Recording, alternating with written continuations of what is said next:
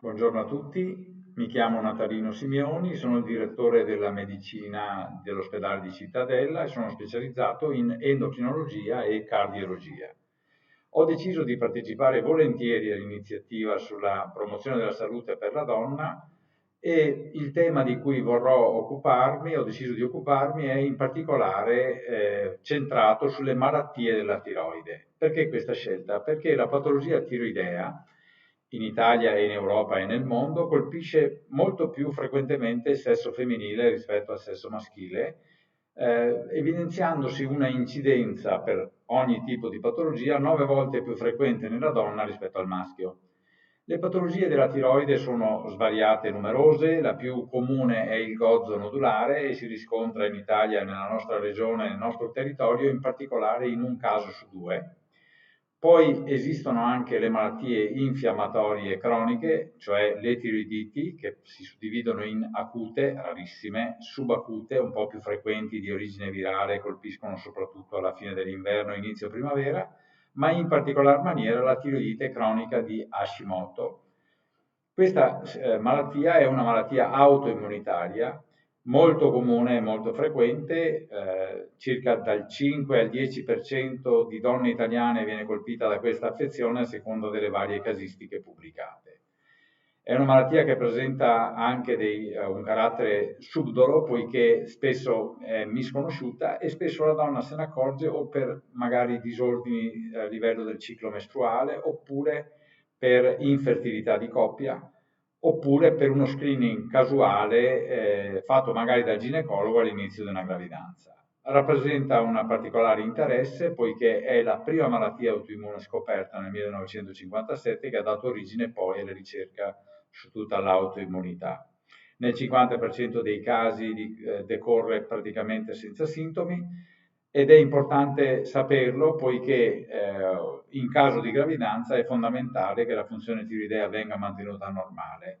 e quindi si raccomanda per tutte le donne in età fertile o che comunque stiano per cercare una gravidanza, uno screening mediante il solo controllo del TSH,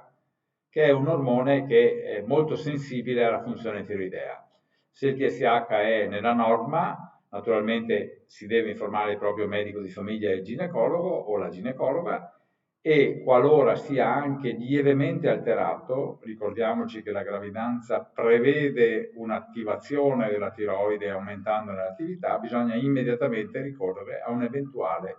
terapia sostitutiva. Questo è un argomento molto interessante poiché è molto comune, quindi la familiarità e l'incidenza della gravidanza lo rendono assolutamente attuale. Nella nostra ULS esiste un servizio di endocrinologia che viene espletato attraverso l'attività di medici ospedalieri e specialisti ambulatoriali interni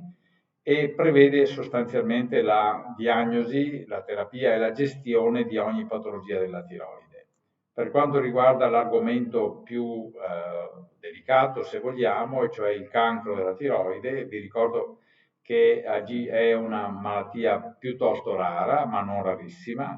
generalmente assolutamente ben curabile e devo dire anche guaribile oggigiorno, soprattutto quando si arriva a fare una diagnosi precoce. Sotto questo aspetto, in caso di noduli che rappresentino delle caratteristiche radiologiche dubbie, è possibile eseguire un ago aspirato per un esame citologico su vetrino e questo esame potrà dare diversi esiti, ma sicuramente in caso di TIR2, è la sigla magica, significa che sicuramente si tratta di una situazione benigna,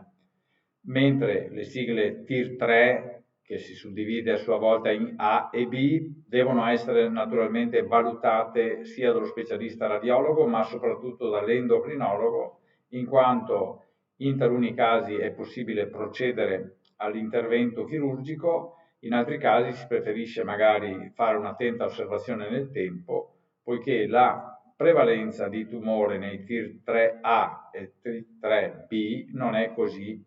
elevata, ma comunque deve essere degna di rilievo e valutata nel tempo.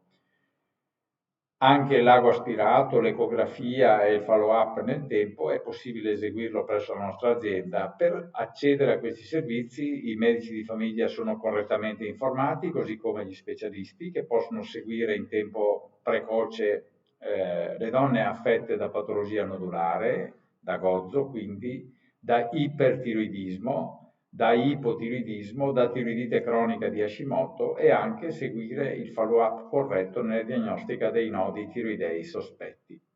Vi ricordo che la patologia tiroidea è molto comune anche in Italia e nel Veneto e nel nostro territorio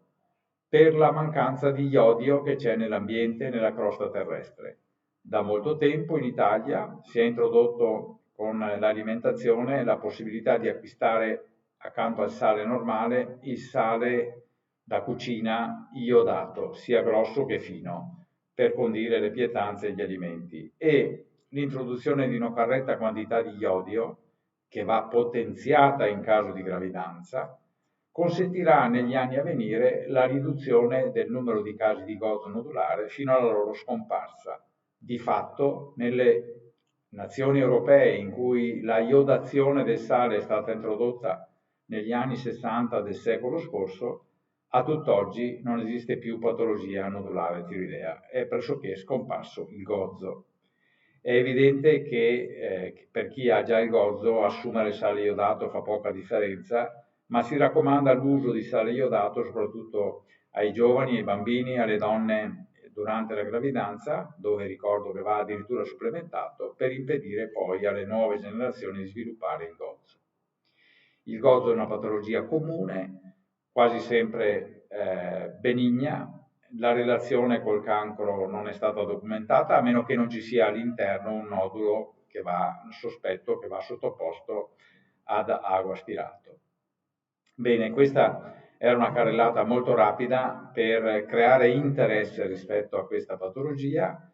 In tempi non pandemici avevamo anche disposto gli anni scorsi un ambulatorio e un'ecografia gratuita, purtroppo data l'emergenza sanitaria legata al Covid non è possibile questa attività, ma spero che le parole che ho pronunciato volentieri giungano a voi e che vi stimolino a valutare e a ricorrere al medico, allo specialista, qualora siate affette da questa patologia.